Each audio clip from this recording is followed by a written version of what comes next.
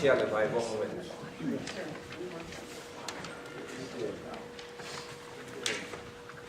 Hello, everybody. My name is Michael Harris. I'm one of the soonists here in the ensemble, and I was asked to just prepare a few remarks about this piece, so here we go. Ralph Vaughn was born in 1872 in Great Britain, and as a composer, he's most well known for his symphonic works, his orchestral works, and especially some of his string pieces. Some of you may have heard the Fantasia on a Theme by Thomas Tallis. If you haven't, I highly recommend going out and hearing it. It's beautiful. And also his concerto for violin and orchestra called The Lark Ascending. He also, though, was a composer of numerous band works, not unlike his good friend Gustav Holst, who, if you've been to some of our earlier concerts, you probably would have heard his suites number 1 and 2 for a military band. He's a very, very close friend of Gustav Holst, though after World War II, due to their, they had very different experiences during the war, and afterwards their composition and friendship they drifted apart as friends and also as composers and collaborators. They would always ask each other their opinions on each other's works. But they sort of drifted apart because Gustav Holst, due to a medical condition, was unable to serve in World War I in any capacity until the very end, where he was sent to, afterwards he was sent to Greece as a sort of band director capacity. But Vaughn Williams, on the other hand, he actually served as both a medical orderly and later an artillery sergeant on the front lines in France during World War I. And these experiences that he had there, seeing everything around him, it really changed him not only as a person, as you can imagine, but his compositions started taking on a very, very different attitude. They started being more introspective, reflective. There's a number of works that many people read as him sort of reflecting on the horrors of his experiences during World War I. And, but on the other hand, Gustav Holst, sort of launching after his success at the Planets, which most of you probably have heard the Planets, in 1918, his composition career just sort of went off in this entirely different direction.